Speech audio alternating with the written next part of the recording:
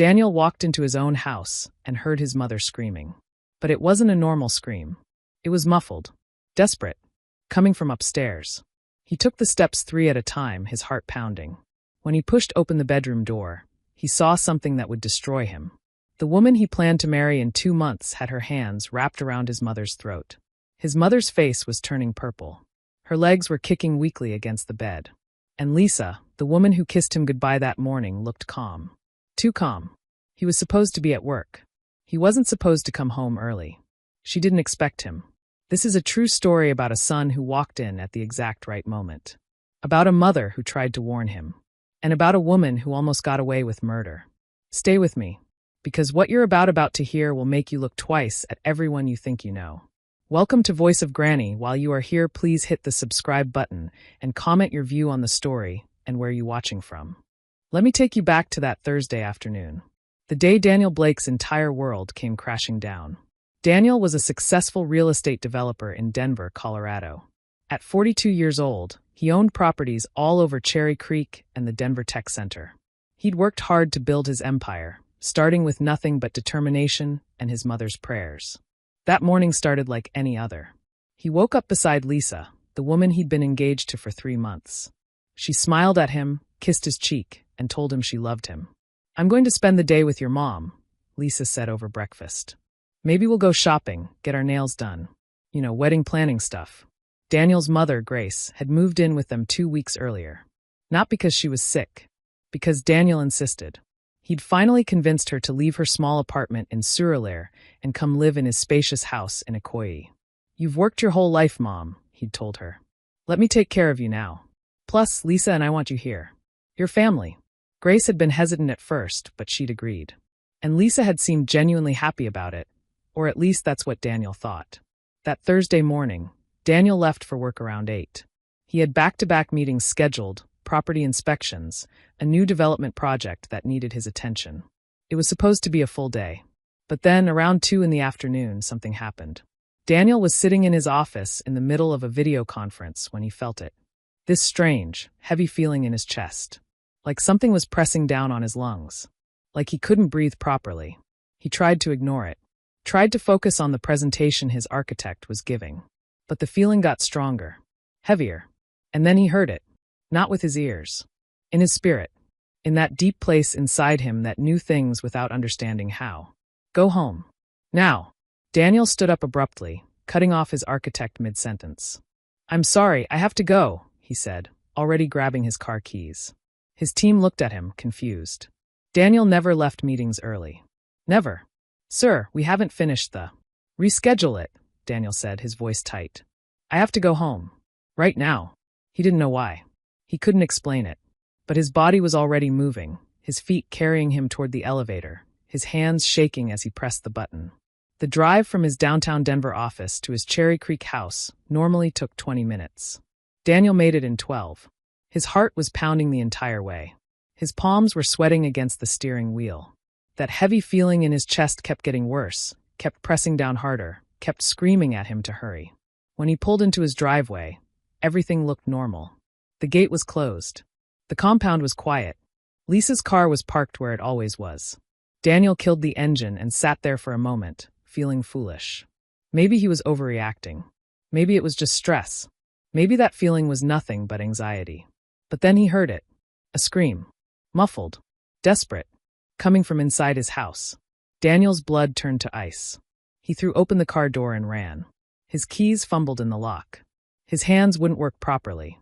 Finally, the door opened and he burst inside. "Mom," he shouted. "Mom!" Another scream. Weaker this time. Coming from upstairs. Daniel ran for the stairs, taking them 3 at a time. His chest was burning. His mind was racing. The master bedroom door was closed. He grabbed the handle and pushed. The door swung open. And what Daniel saw in that moment, what his eyes took in during that split second, would live in his nightmares forever. Lisa was on top of his mother on the bed. Her hands were wrapped tight around Grace's throat. Grace's face was dark, turning purple. Her mouth was open, gasping for air that wouldn't come. Her hands were clawing at Lisa's wrists, but weakly now, like she was running out of strength. And Lisa's face was focused. Determined. like she was concentrating on a difficult task she needed to finish. Time seemed to stop. Daniel's brain couldn't process it, couldn't make sense of what his eyes were showing him. This was Lisa, his fiancée, the woman who laughed at his jokes, the woman who helped him pick out furniture for this house, the woman who was supposed to become his wife in 2 months. But the woman on that bed, with her hands around his mother's throat, didn't look like the woman he knew at all. Get off her! Daniel's voice exploded through the room like a bomb. Lisa's head snapped toward him. Her eyes went wide. Her hands released. Grace gasped a horrible, rattling sound, her chest heaving as air rushed back into her lungs. Daniel crossed the room in 2 strides. He grabbed Lisa by the shoulders and threw her backward, away from the bed, away from his mother. Lisa stumbled, hitting the wall, her eyes locked on Daniel's face. And for one impossible moment, they just stared at each other. Daniel's chest was heaving. His hands were shaking. His mind was screaming questions he couldn't even form into words.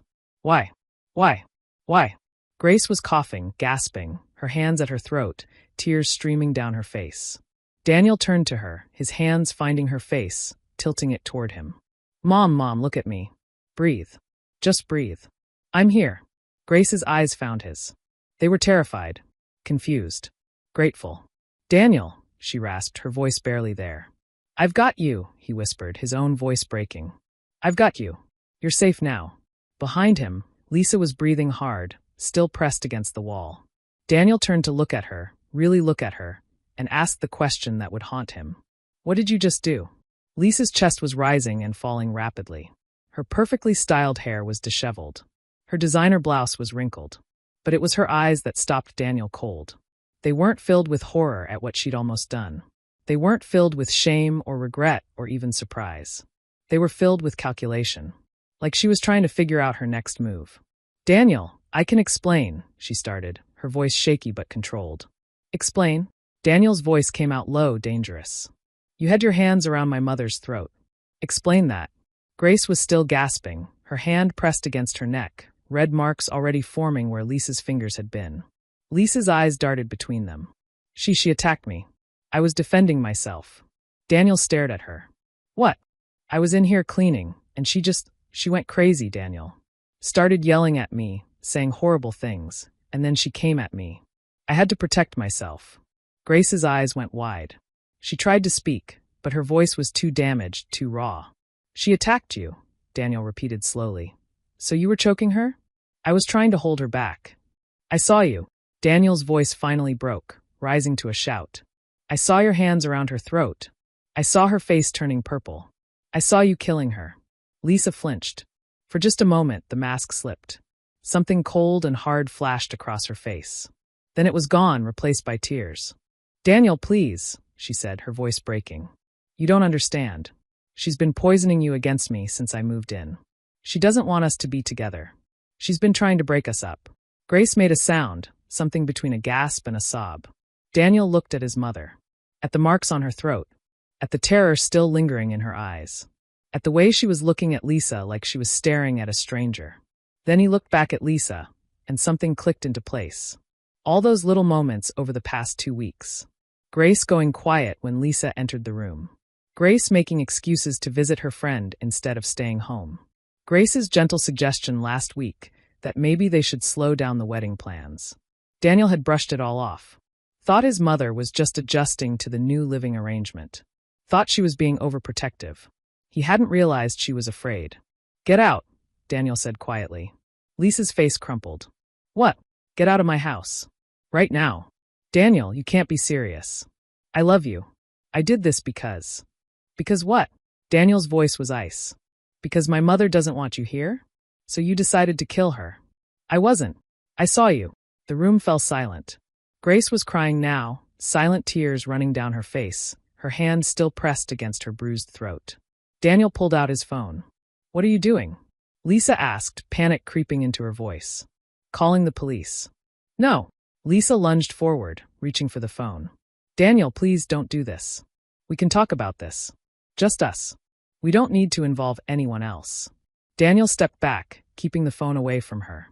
You tried to murder my mother. It wasn't like that. Then what was it like, Lisa? Tell me. Make me understand how I walked in here and found you choking her. Lisa's mouth opened. Closed. Her eyes were wild now, darting around the room like she was looking for an escape route. She was going to ruin everything, Lisa finally said, the words tumbling out. Don't you see? She was going to convince you to call off the wedding. To send me away. And I've worked too hard. She stopped. Her hand flew to her mouth like she could shove the words back in. But it was too late. Daniel stared at her.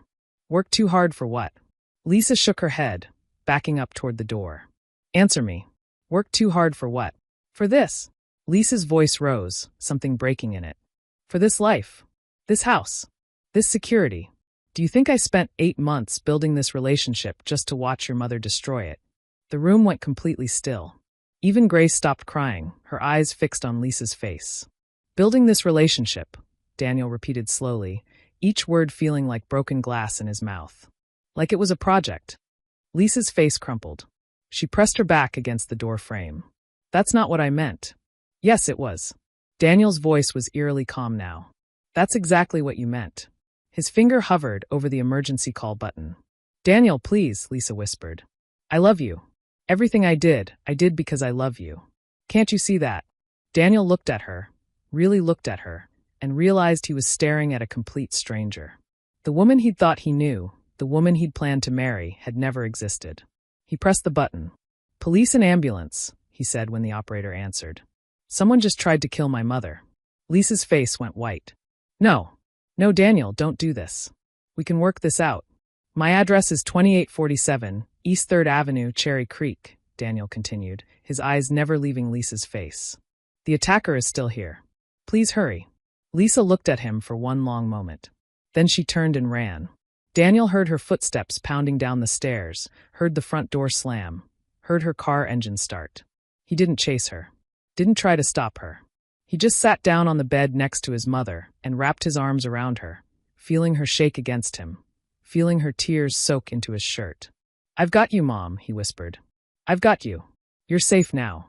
And as he held her, as he waited for the police and ambulance to arrive, Daniel thought about that feeling in his chest earlier. That unexplainable pull that had sent him home early. 5 more minutes, and his mother would be dead. The ambulance arrived first, sirens wailing through the quiet Cherry Creek neighborhood.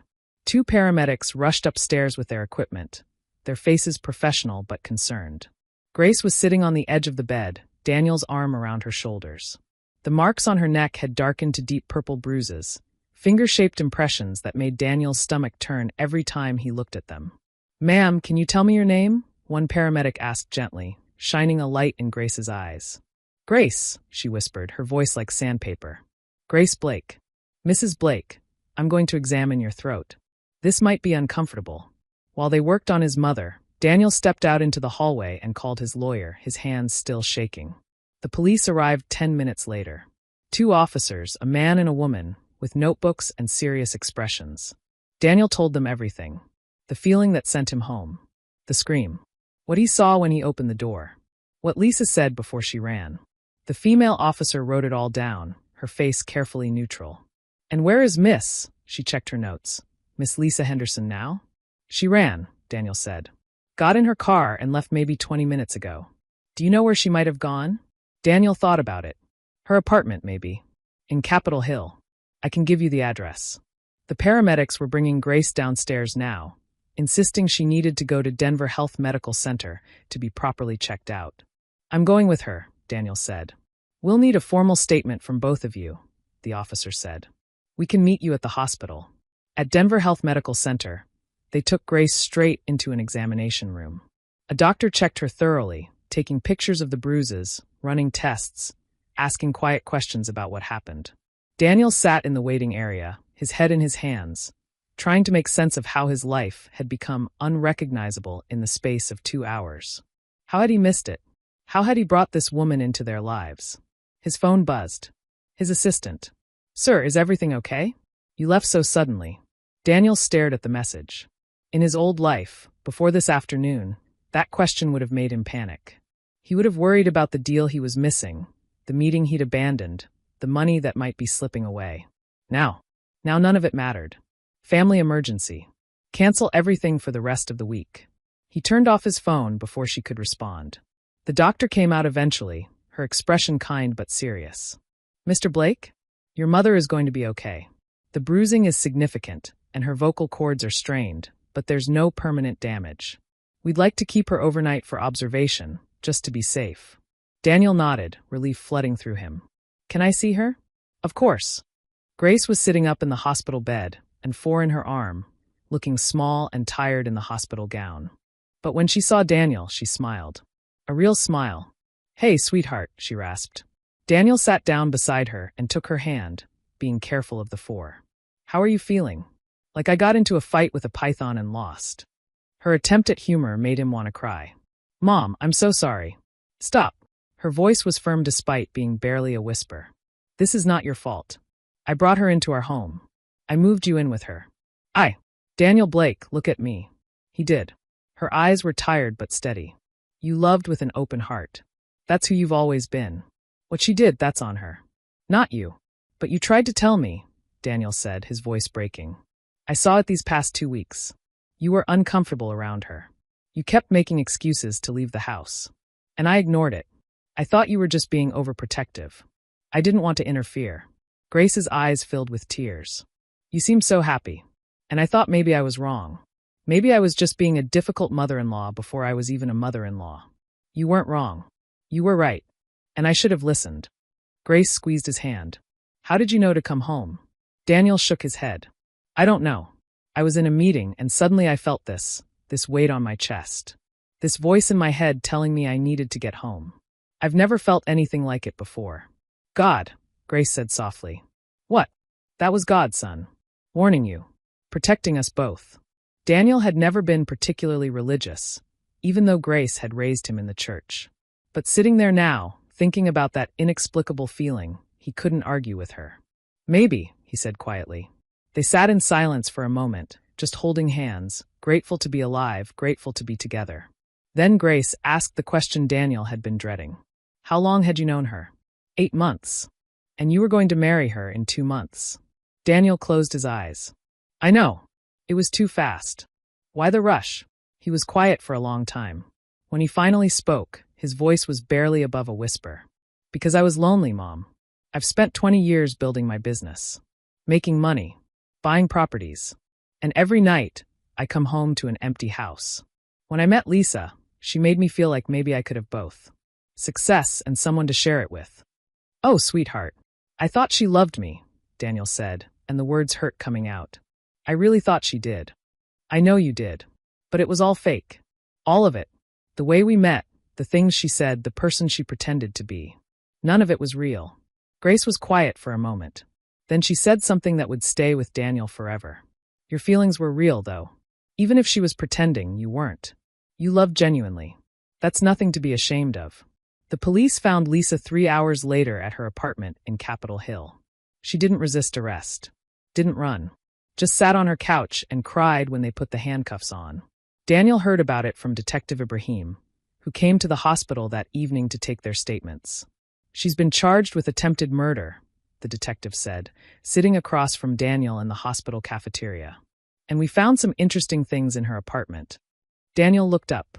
What kind of things? Detective Ibrahim pulled out his notebook. Financial records. Collection notices. Eviction warnings going back almost a year. Daniel's stomach sank. What? Your fiancée is in serious debt, Mr. Blake. Credit cards maxed out to the tune of over $200,000. Her interior design business filed for bankruptcy 7 months ago. She was about to lose her apartment. The words felt unreal. But she always paid for things. Split bills with me. Insisted on being independent. Did she? The detective's voice was gentle but pointed. Or did she just say she would, then conveniently forget her wallet or claim her card wasn't working? Daniel thought back. All those dinners where Lisa's card mysteriously declined. All those times she'd say, I'll send you the money, and then never did. All those moments he'd brushed off because he didn't want to seem petty about money. We also found evidence that she researched you extensively before you met, the detective continued. Browser history, saved articles, social media searches going back almost a year. The real estate conference where you two met? She knew you'd be there. We found the attendee list printed out in her apartment with your name circled. Daniel felt sick. So she targeted me. It appears so. Because of my money. That would be our assessment, yes. Daniel leaned back in his chair, staring at nothing. How did I not see it? Because she was good at what she did, Detective Ibrahim said. These kinds of people, they study their targets. They learn what you need, what you're missing in your life, and they become that person. You said you were lonely. She became the cure for your loneliness. And my mother saw through her. Mothers usually do. The detective smiled slightly. Mrs. Blake mentioned that she'd been uncomfortable around Miss Okonkwo from the beginning. Said something about her just felt off. She tried to tell me, gently, without wanting to interfere. And I ignored her. You loved with trust, the detective said. That's not a flaw, Mr. Blake. That's what normal people do. What happened today isn't your fault. But it felt like his fault. It felt like every bad decision he'd made had led to this moment, to his mother with bruises on her throat, to the woman he'd planned to marry sitting in a jail cell for attempted murder. What happens now? Daniel asked. She'll be arraigned tomorrow. Given the evidence and your eyewitness testimony, I doubt she'll get bail. Then we wait for the trial. Daniel nodded numbly. Mr. Blake, the detective said quietly, you saved your mother's life today. If you'd stayed in that meeting, if you'd ignored that feeling. I know. Some people call that instinct. Some people call it luck. The detective stood up. Your mother calls it God. Whatever it was, be grateful for it. After the detective left, Daniel went back to Grace's room. She was sleeping now, the medication they'd given her for the pain finally taking effect. He sat in the chair beside her bed and watched her breathe. In and out. In and out. So simple. So precious. He thought about meeting Lisa that first time. It was at a real estate development conference in Aspen, 8 months ago. He'd been standing by the refreshment table, trying to decide if he had time for another coffee, when he heard her laugh. It had sounded so genuine, so real. She was talking to someone about sustainable building materials, and she'd thrown her head back and laughed like she'd forgotten anyone was watching. Daniel had walked over. You actually care about this stuff, he'd said. She'd turned, smiled, and said, why else would I be here? They'd talked for an hour. About architecture, about design, about making spaces that felt like home. She'd told him about her interior design business, about a project she'd done for a children's hospital that made her cry when she saw how happy the kids were. She'd seemed so passionate, so real. It had all been a lie. Every laugh, every smile, every intimate conversation. She'd been playing a role, and he'd been too lonely, too desperate for connection to see it. Daniel pulled out his phone and scrolled through their text messages. Love yous and heart emojis and plans for their future. Plans that would never happen now. Mr. Blake, the detective said quietly, you saved your mother's life today. If you'd stayed in that meeting, if you'd ignored that feeling. I know. Some people call that instinct. Some people call it luck. The detective stood up. Your mother calls it God. Whatever it was, be grateful for it. After the detective left, Daniel went back to Grace's room.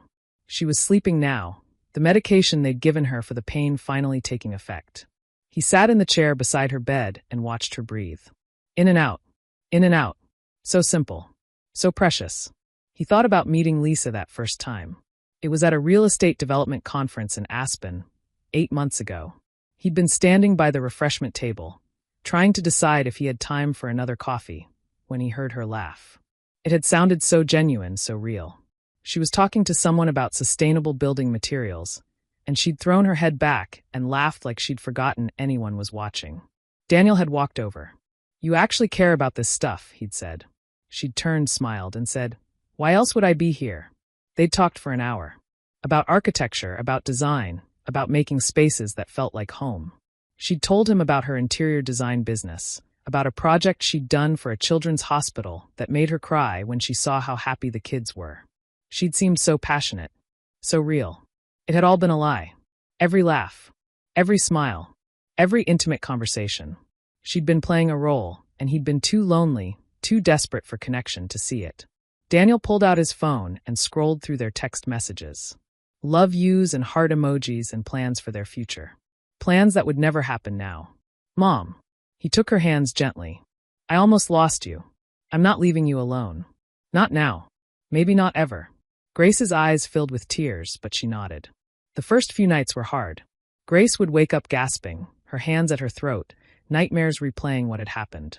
Daniel would be there within seconds, turning on lights, making tea, sitting with her until dawn. During the day, they fell into a rhythm. Breakfast together overlooking the mountains. Walks through nearby Washington Park.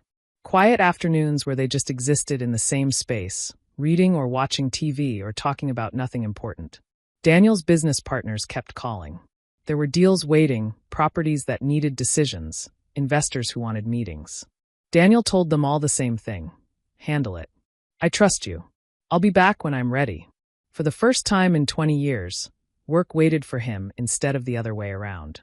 A week after Grace came home, the call came from Daniel's lawyer. Lisa had taken a plea deal.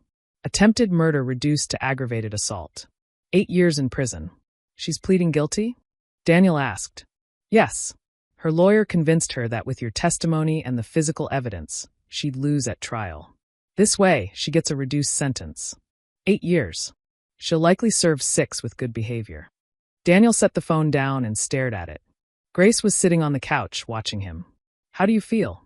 Empty, Daniel said honestly. I thought I'd feel angry or satisfied or something. But I just feel nothing. That's normal, Grace said softly. You're grieving someone who never existed. Over the following weeks, Daniel started putting the pieces together. Small things he'd missed. The way Lisa always had an excuse when he suggested meeting her friends. How she'd never taken him to visit her family. The way she'd pushed so hard for a quick wedding. She needed to lock it down before I figured it out, Daniel said one evening as they sat on the balcony watching the sunset. Probably, Grace agreed. I was so stupid. You were human. Grace reached over and squeezed his hand. You wanted love. That's not stupid. That's beautiful. I almost got you killed because of it. No. Grace's voice was firm. She almost killed me because she made a choice. An evil choice. But you? You saved my life. That voice that told you to come home. That instinct, you listened to it. You trusted it. And that's what matters. Daniel thought about that moment in his office. That crushing weight on his chest. That voice in his spirit screaming at him to go. Do you really think it was God? He asked quietly. I know it was, Grace said. I was praying, when she had her hands around my throat. I couldn't speak out loud, but in my head I was praying, asking God to help me, to send someone. Her voice broke. And he sent you. Daniel felt tears slide down his face. I'm not a religious person, Mom. Religion isn't what saved me, son. Love is. Your love. God's love. The kind of love that hears prayers even when they're silent. They sat together as the sun dipped below the horizon, painting the sky in shades of orange and gold. You know what I learned from all this? Daniel said after a while. What? That I've been measuring my life all wrong. I thought success was about money and properties and being somebody. But you. He turned to look at her. You worked 2 jobs to raise me. You went without so I could have. You loved me when I had nothing to offer. That's real wealth. That's real success. Grace smiled through tears. You've always been somebody to me, Daniel. From the day you were born. I know.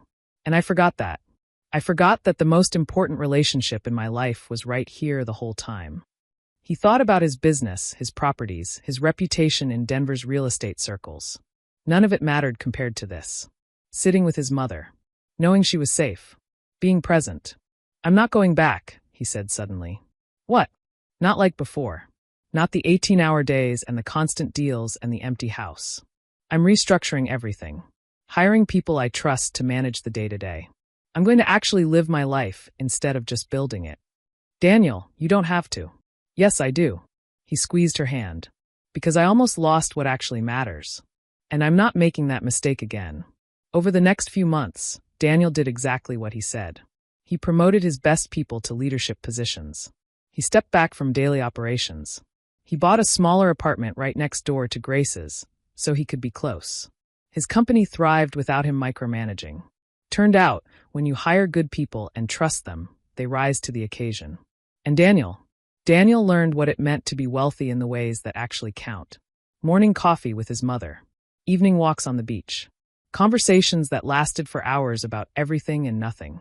Watching her smile without fear in her eyes. One evening, 6 months after that terrible day, they sat on the balcony watching another Colorado sunset paint the Rocky Mountains in shades of orange and purple. You saved my life, Grace said softly. You saved mine first, Daniel replied. Every day for 42 years. Grace smiled. That's what love does. It saves us over and over in ways we don't always see. I see it now, Daniel said. Finally, they sat together as the city lights began to flicker on below them, one by one, like promises being kept. And Daniel felt something he hadn't felt in years. Maybe something he'd never felt before. Peace. Real, deep, unshakable peace. Not because everything was perfect. It wasn't. He'd been betrayed. His trust had been broken. He still had healing to do. But he wasn't alone. And he finally understood what mattered. Not the empire he'd built. Not the money in his bank account. Not the properties with his name on them. Just this. His mother's hand in his. Her breathing steady beside him. Her smile real and unafraid. This was everything. This was enough. This was love. If this story moved your heart, if it reminded you that real love doesn't wear a mask, hit that like button and subscribe. Drop a comment and tell me, what's the biggest lesson you're taking from Daniel's story? Because maybe this video found you at exactly the moment you needed to hear it. Maybe there's someone in your life you need to check on. Maybe there's a voice you need to listen to. Real love doesn't need to perform. It doesn't need to prove itself. It just shows up, day after day, year after year. And sometimes God gives us that voice in our chest, that pull that makes no logical sense, that sends us exactly where we need to be at exactly the right time. Listen to it. Thank you for watching. Stay blessed. And remember, you're never alone in your journey.